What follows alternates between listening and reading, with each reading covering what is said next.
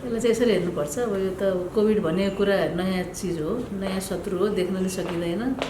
अब यसमा हेऱ्यो भने सबैजना विज्ञ पनि छन्, सबैजना केही नजान्ने पनि छन् हैन, त्यो कुरा छ। त्यसैले तर अहिले हामीले चाहिँ के भने अहिले केही जिम्मेवार संस्थाहरू भनौँ न, WHO जस्तो संस्थाले के भनिरहेछ हैन। अब यो चाहिँ दुनियाँमा कस्तो भइरहेछ, हामीभन्दा पहिला भएकाहरू चाइना, इटली, तपाईँको कोरिया, युके, अमेरिकामा के भइरहेछ त्यसबाट पनि हामीले शिक्षा सिक्ने हो। र केही हदसम्म केही लेखहरू पब्लिस पनि भइरहेछन्, त्यसबाट हामीले पढ्ने हो।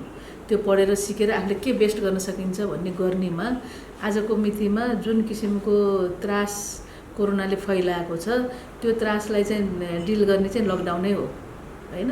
तर त्यो लकडाउनमा सही लकडाउन हुनुपर्ने, त्यो लकडाउन चाहिँ सही नभएर हामीले दुःख पाएको हो। त्यस कारण यसलाई कहिलेसम्म टुङ्ग्याउने, जति राम्रोसँग लकडाउन गर्यो त्यति चाँडै त्यो चाहिँ टुङ्गिन्छ। नेपालमा चाहिँ के भन्छ, लकडाउन खुकुलो गर्ने, लकडाउन कसिलो गर्ने। लकडाउन भनेको लकडाउन हो, त्यसलाई खुकुलो र कसिलो भन्ने हुँदैन, बुझ्नु भएन। त्यसैले हामीले गर्न नसकेको चाहिँ लकडाउन नगर्यो भने के हुन्छ, यो त अर्को 6 महिना 1 वर्ष 5 वर्ष चल्छ र यो यसबाट हुने क्षतिहरू पनि मानवीय क्षति हैन, रोगको लागेकोमा मृत्यु हुनेमा त्यो सबै बढेर आउँछ। त्यसैले चाहिँ हामीले चाहिँ लकडाउन नै एउटा उपाय हो। लकडाउन र सेल्फ डिसिप्लिन जुन नियम कानुन त्यो चाहिँ लाग्नु पर्यो, तर त्यसलाई चाहिँ इफेक्टिभली लाग्नु पर्यो। त्यो सरकारले मात्रै गरेर पनि हुँदैन, सरकारले पनि दरैसँग गर्नुपर्छ, लकडाउन उल्लङ्घन गर्नेलाई कारबाही गर्नुपर्छ र चाहिँ जनताले पनि सबैले बुझेर लकडाउन के को लागि हो भनेर बुझ्नु पर्यो। अहिलेपछि कर्फ्यू जस्तो होइन नि त, कि तपाईँ 5 बजेपछि म घरघरती हिँड्ने भन्ने होइन। त्यसलाई यो भाइरसलाई आँखमा समेटेर राख्न, त्यसले क्षति नपुर्याउन त मान्छेको चेनै ब्रेक गर्नुपर्ने हो नि त। त्यसैले त्यो नभएर हाम्रो लम्बिन्छ, लकडाउन सिधाइदियो भनेर त भएन। अब आजकै मितिमा तपाईँले हेर्नुहुन्छ भने इन्डिया नेपाल बोर्डरबाट हजार हामी त समाचारै सुन्ने हो नि त, हजार मान्छे पसिरहेछन्। पसेका मान्छेलाई क्वारेन्टाइनमा बस्ने राम्रो व्यवस्था भएन, त्यो मान्छे क्वारेन्टाइनबाट भागिरहेछन्, क्वारेन्टाइनमा कसैको मृत्यु पनि भएको सुन्यो हैन। भन्नेको गरेर पनि राम्रो व्यवस्थापन भएन। न त त्यो मान्छे कहीँबाट पनि आफ्नो देश फर्किने सबैलाई अधिकार छ, आउन पाइन्छ, तर त्यसलाई चाहिँ क्वारेन्टाइनमा 2 हप्ता राखिदिनु पर्यो नि त। कमसेकम 1 हप्ता हेरेर अनि के हुन्छ, त्यसलाई पनि कतिलाई घर फर्काउने, कसैलाई ट्रेसिङ गर्ने। त्यसलाई डिजिजलाई त कन्टेनमेन्ट भन्छ हामीले, यसलाई जुन क्षेत्रमा छ त्यसलाई त्यहाँ कन्टेन गर्नु पर्यो। कतै देखियो भने त्यसलाई कन्ट्याक्ट ट्रेसिङ गरेर त्यसलाई पछि सार्न सक्नु पर्यो। यसलाई त इफेक्टिभली लानु पर्यो। अनि क्षेत्रलाई लकडाउन गर्न मिल्छ नि त्यसपछि चाहिँ। रेड स्पटमा रेड गर्ने, अस्ति केही दिन अगाडिसम्म काठमाडौँ खुकुलो भइसकेको थियो। काठमाडौँमा हामीले लकडाउन खोल्न मिल्ने भइसकेको थियो, तर के भयो, तपाईँले हामीले न्युजै पढ्यो, 55 बस गाडी भित्रियो, मान्छे भित्रियो, त्यो पनि सिधा घरमा गयो, को कहाँ गयो थाहा छैन। अर्को दिन 25वटा गाडीभरि मान्छे आयो हैन। अब हाम्रा ठुला सोर्स फोर्स हुने मान्छेहरू सबैले पास पाएको छ गाडीको, सबैजना घुवाइ गरिरहेछन्, कोही एम्बुलेन्समा झुटो बिरामी भएर बसिरहेको। अब यसलाई त हरेक जिम्मेवार मान्छेलाई, त्यो एम्बुलेन्समा ल्याउने मान्छेलाई पुलिसले चाहिँ चेक गर्नु पर्थ्यो नि त, सही बिरामी हो कि होइन भनेर हैन। त्यो पास दिने मान्छेले पनि सही चाहिएको हो कि होइन। सरकारले त के नियम बनाउँछ, त्यो त बिरामी होला एम्बुलेन्सले त पऱ्यो भने दिनुपर्छ है भन्यो हो नि त। तर सबैलाई बिरामीको नाममा सबै नबिरामीहरू पनि एम्बुलेन्समा सार भने त होइन नि त। त्यस कारणले यस्ता अनुशासनमा हामी नबसेर, सरकारको नियम पनि नमानेर, सरकारले पनि नियमलाई कडाइका साथ लागू नगरेर, यसले गर्दा यो त लकडाउन त लामो हुन्छ र लकडाउनले ल्याउने नेगेटिभ इम्प्याक्टहरू त ठुलो डरलाग्दो हुन्छ। त्यो चाहिँ हो। त्यसलाई आज पनि ढिलो भएको छैन, म त भन्छु आज पनि गरौँ न। अब यति दुःख पायो 1 महिनालाई कडासँग लकडाउन गरौँ, सहीमा लकडाउन गरौँ, अनि त्यसपछि अनि कुन रिजनमा रेड स्पट हुन्छ त्यसलाई मात्रै अनि आइसोलेट गर्दै बिस्तारै त्यसलाई चाहिँ लकडाउनबाट नर्मल लाइफमा आउने फेरि आफ्नै तरिका छ नि त, त्यसलाई तरिका फलो गरेर आउँला फर्केर। न त जुन हिसाबले मान्छेहरू आउने जाने भइरहेछ अहिले त सरकारले डिक्लेयर नगरेको मात्रै हो। म डाक्टरको नाताले हेऱ्यो भने त काठमाडौँ नै रेड स्पट भइसक्यो। डरलाग्दो कुरा हो नि त्यो त। अस्पतालहरू कसरी चलाउने, मान्छेहरूलाई कसरी जोगाउने। हामी त स्वास्थ्यकर्मीहरू त आफ्नो ज्यान जोखिममा लगाएर पनि लडी त राखेको छ नि, तर उनीहरूको ज्यान जोखिममा छ भने त हामीले बुझिरहेको छु नि त। मैले प्रोटेक्टिभ गियर दिएर मात्रै भएन, सबै मान्छे चाहिँ पुलिसले सबैलाई चोर देखे जस्तै हामीले आज सबैलाई कोभिड देख्ने अवस्था आयो नि त। कम्युनिटीमा स्प्रेड भएपछि हुन पनि सक्छ, सबैलाई टेस्ट पनि गरेको छैन। एसिम्टोमेटिक कोभिड त सबैजना हुनसक्छ। जुन हिसाबको स्प्रेड हाम्रो भइरहेछ, त्यस कारण त्यसलाई चाहिँ कहीँ न कहीँ अझ पनि समय बितेको छैन। लकडाउनलाई चाँडोभन्दा चाँडो नर्मलमा ल्याउनुपर्छ। तर त्यसको लागि सबभन्दा पहिला लकडाउन नै इफेक्टिभली पालन गर्नुपर्छ। इफेक्टिभली पालन गर्नुपर्छ र हरेक जनताले यो कोभिडको डर त हामीलाई अर्को 1 वर्ष हुनसक्छ, 2 वर्ष हुनसक्छ, कोभिडै लिएर हामी पालेर हामी कोभिडसँगै बाँच्नुपर्ने हुनसक्छ। तर हाम्रो बुढापाकाले भने जस्तो सिम्पल बेसिक हाइजिनका कुराहरू पनि हामीले पालन गर्नु पऱ्यो हैन। तपाईँ दिनदिनै नुहाउनु पऱ्यो, बाहिर गएपछि साबुन लगाएर हात धुनु पऱ्यो हैन, लुगा पनि धुनु पऱ्यो, आफू बस्ने ठाउँ सफा सुग्घर हुनु पऱ्यो हैन। अब तपाईँले चाहिँ जे पायो त्यो खानु भएन हैन। अब अहिले पनि भन्दैछ नि चमेरो खाएर भयो यो खायो हैन। खानामा पनि हाम्रो बुढापाकाले त हामीलाई त भनेछ त के खानुहुन्छ के खानु हुँदैन भनेर। अनि त्यसमा दुईवटा कुरा भन्छु। एउटा कुरा त सरकार एज ए होल नै कोभिडभन्दा अगाडि भाग्नुपर्छ। हामी जिम्मेवार मान्छेहरू, जिम्मेवार संस्थाहरू एज ए होल पनि कोभिड हेऱ्यो भने हामी चाहिँ कोभिडको पछाडि भागे जस्तो देखियो कि कोभिडले के गर्दैछ अनि त्यसपछि हामी पछि हामी त कोभिडभन्दा अगाडि दौड्न सक्नुपर्छ। त्यहाँ इफेक्टिभनेस देखेको छैन, 1 नम्बर कुरा। दोस्रो नम्बर यो मर्ने कुराहरूमा चाहिँ अब हाम्रो चाहिँ दुःखको साथ मैले भन्नुपर्छ, किन उसको चाहिँ पहिले डायग्नोसिस भएन, मरिसकेपछि भयो। अब जस्तो एउटै पहिलो डेथ भनेको प्रेग्नेन्ट लेडी नै डेलिभरी भएपछि पोस्टनेटल केसको मृत्यु भएको। अब उहाँ त अरू कारणले पनि मरेको हुनसक्छ, ऊ त कोभिडले नमरेको नै हुनसक्छ। तर कोभिड पोजिटिभ भनेपछि कोभिडले नै मरेको भन्ने समात्नु पऱ्यो हामीले। हाम्रो नियम कानुनमा त्यस्तो हुन्छ, until proved otherwise you have to say that कोभिडले मऱ्यो भन्ने, कोभिड पोजिटिभ देखेर। तर ऊ त अरू कारणले नि उसको कार्डियोमायोप्याथी मुटुमा समस्या भएर मरेको हो कि उसको इम्बोलिजम भएर मरेको हो कि हैन। ऊ त घर गएको थियो, कसरी घर गयो त हैन। अनि तर यहाँ पछि टेस्ट गरेर कोभिड, उसको घरको बच्चालाई कोभिड छैन, उसको श्रीमानलाई कोभिड छैन, 7 दिन 10 दिन त उसँगै बसेर आएको हो हैन। तर त्यो अरू कारणले मरेको पनि हुनसक्छ। तर कोभिड पोजिटिभ भनेपछि त कोभिडले नै मऱ्यो भन्ने प्रिजम्सन गर्यो हैन। अर्को डेथ भयो त्यो क्वारेन्टाइनमा, एउटा यङ केटा मऱ्यो। अब त्यो कोभिड पोजिटिभ भनेर आएर कोभिडले मऱ्यो भने ऊ त डिहाइड्रेसनले मरेको हो कि डाइरिया भमिटिङ लाग्थ्यो, केयर नपाएर सबैजना तर्सेर उसलाई केयर नदिएको हो कि हेर्ने व्यवस्था थिएन कि, यो सबै कुरा त हामीले एनालाइज गरेर हेर्यो। जे भयो भोलि यस्तो नहोस् भनेर हेर्नुपर्छ हैन। सरकारले गरिराख्नु भएको छ होला।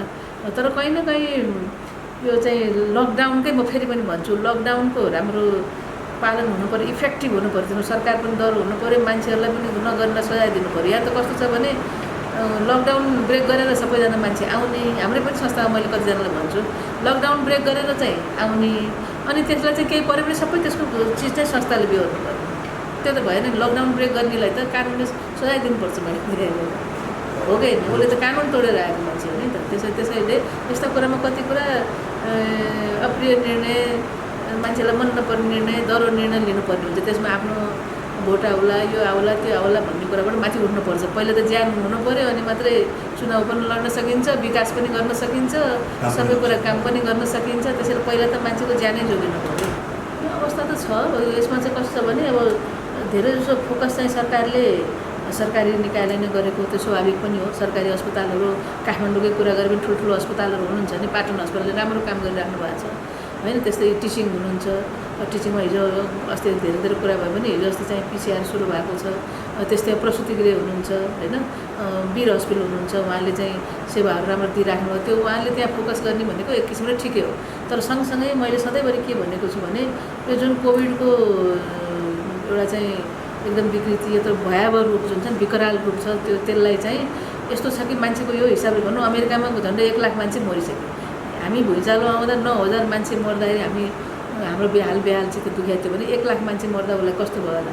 त्यो भगवान्ले कृपा गरोस् अथवा नेचरले कृपा गरोस् अथवा लकडाउनले कृपा गरोस्, हामीलाई त्यत्रो 2-3 महिना तयार गर्ने टाइम हामीले पाएछौँ। त्यो स्थिति हामीले आयो भने हामीले त्यसलाई कसरी डिल गर्ने। त्यस कारण मैले के भने यतिखेर त निजी भन्नुपर्ने पर्दैन, सरकारी निजी प्रायः सबै सरकारी हो भन्छु मैले चाहिँ हैन। म यो काङ्ग्रेस कम्युनिस्ट मैले कतिको भनेछु, दलगत जातपात यो तेरो मेरो प्रदेश यो त सबै सरकार अहिले सबै सरकारले गर्नुपर्छ। त्यसैले काठमाडौँ मेडिकल कलेजको कुरा गऱ्यो भने हामी चाहिँ सरकारप्रति हामी चाहिँ आफ्नो रेस्पोन्सिबल संस्था हो, एउटा जिम्मेवार संस्था हो, हामी जिम्मेवार यो देशको नागरिक पनि हो भनेर हामीले चाहिँ सरकारले भन्नुभन्दा पहिले नै हामीले चाहिँ एउटा तयारी। आज WHO ले पेन्डेमिक घोषणा गर्यो, त्यसको भोलिपल्ट बिहानैदेखि नै हामीले रातारात गरेर हामीले आइसोलेसनहरू बनाइसकेका थियौँ। 2 दिनभित्रै एक किसिमको सबै तयारी हामीले चाहिँ त्यो 10-15 दिनभित्रमा यहाँदेखि दुवाकोटसम्म एक लेभलको हाम्रो सबै प्लान हामीले आफ्नो बुद्धि विवेकले भ्याएसम्म, रिसोर्सले भ्याएसम्म सबै गरिसकेका थियौँ। तर त्यसमा राम्रो कुरा के हो भने केही मन्त्रीज्यूहरूले आएर हेरिदिनु भयो, हाम्रो माननीय योगेश भट्टराईज्यूले आएर हेरिदिनु भयो, उहाँको टिमले आएर हेरिदिनु पऱ्यो, त्यहाँका स्थानीय सरकारहरूले आएर हेरिदिनु भयो। उहाँहरूले चित्त बुझाए भएर उहाँहरूले चाहिँ त्यो चाहिँ उहाँहरूले भनेपछि हामीले तयारी गरेको होइन, हामीले तयारी एक किसिमको भइसकेको थियो, ठाउँ पनि थियो र हामी जिम्मेवार संस्थाको हिसाबले गरेको थियौँ र सरकारले त्यसलाई रिकगनाइज गरिदिएकोमा जुनसुकै लेभल भए पनि लेभल त लेभल 1 भए पनि पेसेन्ट साह्रो भयो भने लेभल 3 मा आफै कन्भर्ट हुन्छ। तर त्यो हिसाबले नेपाल सरकारले हामीलाई विश्वास गरिदिएकोमा म आभारी पनि व्यक्त गर्छु, किनभने हामी त अहिले पैसाको कुरा गर्दैनौँ होइन। अहिले त हाम्रो चाहिँ कति कुरा चाहिँ एउटा त नेपाली नागरिकहरू कसैलाई पनि भयो, त्यो हाम्रो मेरो घरको मान्छे पनि हुनसक्छ, तपाईँको घरको मान्छे हुनसक्छ, नेता हुनसक्छ। हामी सबै नेपालीलाई के लाग्छ भने कोरोना त त्यो अर्कोलाई हुन्छ, मलाई त हुँदैन भन्ने लागिरहेको छ। त्यो होइन नि, कोरोना मेरै घरभित्र पनि छिर्न सक्छ, तपाईँको घरभित्र छिर्न सक्छ, प्रधानमन्त्रीज्यूको घरभित्र छिर्न सक्छ, नेताको घरभित्र छिर्न सक्छ, अभिनेताको घरभित्र गरिबको धनीको त्यसले केही त हेर्दैन नि त, त्यसले त केही हेर्दैन। त्यस कारणले चाहिँ त्यो हिसाबले चाहिँ हामीलाई त्यस्तो लागे पनि त्यसलाई चाहिँ सबैलाई त एक भएर हेर्नुपर्ने हुन्छ होइन। त्यस कारणले चाहिँ सबैले चाहिँ एउटा सजग भएर लाग्नु पऱ्यो, नियम गर्नु पऱ्यो। त्यसैले चाहिँ सरकारले चाहिँ सबैलाई नै रिकगनाइज गर्नुपर्छ, सबैलाई जिम्मेवारी दियो, सरकारले नै सबै गर्नुपर्छ कि त्यो चाहिँ हो। अनि त्यसलाई चाहिँ एकदमै प्लान गर्नुपर्छ। जस्तो भनौँ न, काठमाडौँमा टोटल भित्र बाहिर गर्नु पायो, प्लेनहरू त बन्द भइहाल्यो, तर हाम्रो बाटोहरू नाकाहरू सबै खुला छ। काठमाडौँकै कुरा गऱ्यो भने धुलीखेलबाट आउने खुवाइ आइरहेछ, त्यसमा फेरि हामी कहाँ फेरि सोर्सले चल्ने बानी छ नि त। ठुला बडा सबैले पाइहाल्छ पास, कार्यकर्ताहरू सबैले पाइहाल्छ, नेताहरू सबैले पाइहाल्छ, सबै भिआइपी आफ्नो आफ्नो कन्ट्याक्ट हुन्छ भाइ। त्यो अवस्था छ। त्यो चाहिँ हाम्रो कहीँ न कहीँ त्यसलाई चाहिँ हामी पहिलेदेखि कुकुलो, अहिले पनि झनै कुकुलो छौँ त्यो। तर त्यसलाई सही मानेमा रोक्यो भने तपाईँ यताबाट आउनु दिनु, उता हिँडेर आउनु पनि दिनु भएन। कोही आउँछ भने त्यसलाई 15 दिन त्यहाँ राख्ने राम्रो, एउटा एकदमै 5 स्टार होटलमा राख्न सक्दैन, तर रिजनेबल्ली एउटा डिसेन्ट ठाउँमा जहाँ चाहिँ उसले बाथरुम जान सकोस्, नुहाउन सकोस्, 2 छाक खान सकोस्, मिनिमल जे दिन सकिन्छ त्यो चाहिँ दिनुपर्छ उसलाई होइन। त्यो दिएर उसलाई 15 दिन राखेर घर पठायो भने केही छैन। त्यसलाई इफेक्टिभली गर्न सक्यो भने मेबी 3 हप्तापछि हामीले बिस्तारै के अफिस खोल्ने, अत्यावश्यक सेवाहरू खोल्ने, बिस्तारै रिलिज गर्न सक्छौँ। तर त्यसलाई चाहिँ त्यो लकडाउन चाहिँ कन्टिन्यू हुनुपर्छ। कोही मान्छे पनि बिना इमर्जेन्सी, बिना लजिकल कारण, बिना त्यो कारणले चाहिँ त्यो छिर्न पाउनु हुँदैन। छिर्यो भने त्यसलाई चाहिँ अब भनौँ न, कोभिड पोजिटिभ लागेको बिरामी ट्रिटमेन्टलाई आयो भने त्यसलाई कोभिड हस्पिटलमा राखेर छुट्टै राख्नु पऱ्यो नि त। हामीलाई नेचरले, प्रकृतिले, भगवान्ले जे भने पनि दिएको मौकालाई हामीले युटिलाइज गर्दै छैनौँ आज पनि सिरियसली। त्यसलाई चाहिँ गर्नुपर्छ, किनभने एउटा संस्थाले धानिने चिज होइन यो, एउटा सरकारले धाने चिज पनि होइन। त्यस कारणले चाहिँ यो त हामी सबै मिलेर यसलाई चाहिँ यसको चाहिँ के भन्छ, त्यसलाई मर्म बुझेर चल्यो भने हुन्छ, नत्र पनि हुँदैन।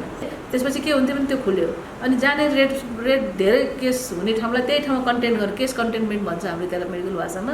त्यसलाई केसलाई चाहिँ त्यही राख्नु पऱ्यो नि त, त्यहाँ छुट्याएर राख्ने के गर्ने त्यसको नियम हुन्छ। त्यसलाई राखेर यो म्यान टु म्यान त्यो चेनलाई चाहिँ ब्रेक गर्नु पऱ्यो, एउटाबाट अर्कोलाई सर्न दिनु भएन। किन भाइरस त जिउमा हुन्छ त त्यही नै, अनि भाइरसको जीवन त्यही नष्ट हुन्छ नि त। तपाईँले तपाईँसँग भेटेर गर्नु थाल्यो भने त तपाईँले भाइरसलाई बाँच्न दियो नि त। तपाईँले उसमा जान्छ, उसमा सर्छ। तपाईँले आफै छुट्टिएर बस्दियो भने त भाइरस त त्यहीँ मर्छ नि त। अहिले त सरकारलाई पनि मेरो विचारमा पहिला जस्तो छैन। अहिले त स्थानीय सरकार छ, प्रदेश सरकार छ, इमान्दारीपूर्वक कोअर्डिनेटेड वेमा काम गर्ने हो भने त काम गर्नु पनि त सहिलो छ नि। राहतका कुरा आएको छन्, कति गरिबीले खान पाएन भन्ने कुरा आएको छ। सरकार बिचमा बसेर गर्नुपर्ने, ड्राइभिङ सिटमा त सरकारै हुनुपर्छ भन्ने हो। र चाहिँ यो तपाईँले पिपिसिपीको कुरा सोध्दै हुनुहुन्थ्यो, काठमाडौँ मेडिकल कलेजको कुरा गऱ्यो भने हामीले चाहिँ दुवाकोटमा कोभिड, हामीले कोसिस चाहिँ हाम्रो के हो भने दुवाकोट चाहिँ कोभिड हस्पिटल, यो चाहिँ जेनरल हस्पिटल। हामीले चाहिँ यो बिचमा हामीले कहिले पनि यहाँको सेवा रोकेका छैनौँ। लकडाउनको पिरियडमा तपाईँले हाम्रो यो डाटा हेर्नुभयो भने अहिले यो लकडाउनको पिरियडमा नि हामीले ओपिडीबाट झन्डै 17,000 मान्छेलाई सेवा दिइसक्यौँ। घटे पनि त्यति मान्छेले त्यो सेवा पाएका छन्, अत्यावश्यक सेवा। इमर्जेन्सी 24 घन्टा खुला छ, इमर्जेन्सी अपरेसन सबै हामीले गरिरहेका छौँ। डेलिभरी सर्भिस रोकेको छैन, ल कुनै पनि सेवा हामीले रोकेको छैन। आउने इमर्जेन्सी परेको आउनेलाई चाहिँ स्क्रिनिङ गरेर, प्रपर ट्रायजिङ गरेर, त्यसलाई 2 लेयर 3 लेयर गरेर, सस्पेक्टेड केसलाई छुट्टै वार्डमा राखेर उहाँहरूको पिसिआर पठाएर अनि त्यो टेस्ट आएपछि मात्रै गर्ने, र अर्जेन्ट गरेकोलाई अपरेसनै गर्नुपर्दा पनि छुट्टै ओटीको व्यवस्था गरेका छौँ। र चाहिँ लेभल 1 को हिसाबले दुवाकोटको हस्पिटल तपाईँले अस्ति न्युजमा देखि नै हाल्नुभयो होला, पाटन हस्पिटलमा दुःख पाएको बिरामी अरू कसैले लिएन भनेर राति झन्डै 11 साढे 11 बजे राति हामीले लियौँ।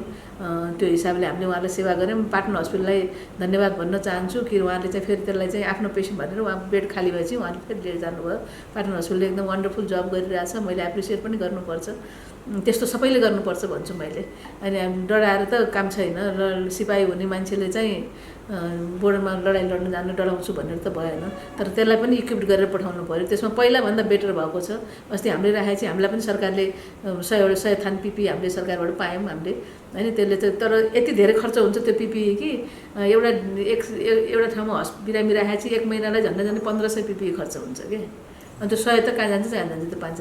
तर उहाँले फेरि पनि चाहियो भने दिन्छु भन्नुभएको छ, त्यो हिसाबले ठिकै छ। हामीले पनि आफ्नो तर्फबाट पनि व्यवस्था गरेका छौँ उपलब्ध भए अनुसारले। उपलब्ध पनि फेरि स्ट्यान्डर्डको पिपिई हुँदैन, त्यो कुराहरू छ कि। त्यसैले हामीले आफूले पनि व्यवस्था गरेका छौँ। हिजो मात्रै सरकारबाट 100वटा पिपिई हामीले लिएर आयौँ, किनभने हामीले चाहिँ कोभिडमा चलाइरहेछौँ।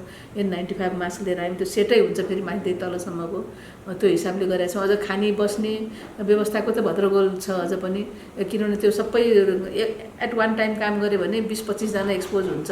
तिनीहरूलाई फेरि 7 दिनको लागि राख्नु पऱ्यो, खुवाउनु पियाउनु पऱ्यो। त्यसपछि त्यो अर्को सिफ्ट ड्युटी आएछ, त्यसलाई फेरि 14 दिन क्वारेन्टाइनमा पठाउनु पऱ्यो, किन हामी त त्यसरी काम गर्ने अस्पताल होइन। त्यसैले अहिले हामी अहिपछिको काम गरायो भन्दा पनि अहिले हामी प्रशासनमा बस्ने मान्छे, एडमिनिस्ट्रेटिभ जब हेर्ने मान्छे अहिलेको भन्दा 2 गुणा 3 गुणा बढी खटिरहेछ अहिले हामी, होइन। हामी लकडाउन भनेर घर बस्न पाएको छैन, पाउने कुरा पनि भएन। कसैले न कसैले त हेर्नु पऱ्यो। स्वास्थ्यकर्मीहरू डराएको हुन्छ, उहाँहरूको मनोविज्ञानको कुरा हुन्छ, कन्फ्युजनका कुराहरू हुन्छ। त्यो सबै हामीले लेभलमा बसेर तालिम दिएका छौँ, कुरा गरे, कम्युनिकेसन गरेका छौँ। यो त हामी कन्टिन्युसली तपाईँसँग 10 मिनट टाइम दिनु पनि तपाईँलाई गाह्रो भएको छ, होइन। किनभने मैले हरेक लेभलको हेड अफ द डिपार्टमेन्टदेखि लिएर तल युटिलिटी ग्रुपकासम्मलाई र माथि बोर्डसम्मलाई मैले चाहिँ कम्युनिकेसन गर्नुपर्ने आवश्यकता छ। किन बुझाउनु पऱ्यो, किन यो कन्फ्युज छ नि त मान्छे। एकातिर डराएको मनस्थिति छ, अर्कोतिर फाइनेन्सियल कसरी चलाउने भन्ने टाउको दुखाइ छ, अनि तेस्रोतिर फेरि के भने तपाईँको सेफ्टीको कुरा छ। यो सबैलाई चाहिँ ब्यालेन्स गरेर लिएर हिँड्न, र कोही मान्छेलाई परेको मान्छेलाई सर्भिसले चाहिँ फेरि डिनाइ नगरोस्, ऊ अकालमा नमरोस् भनेर पनि हेर्नुपर्ने छ। र फेरि ठुलो परिवारमा यो सबै मिलाएर लाँदा चाहिँ एकदमै ठुलो चुनौतीपूर्ण अवस्था हो।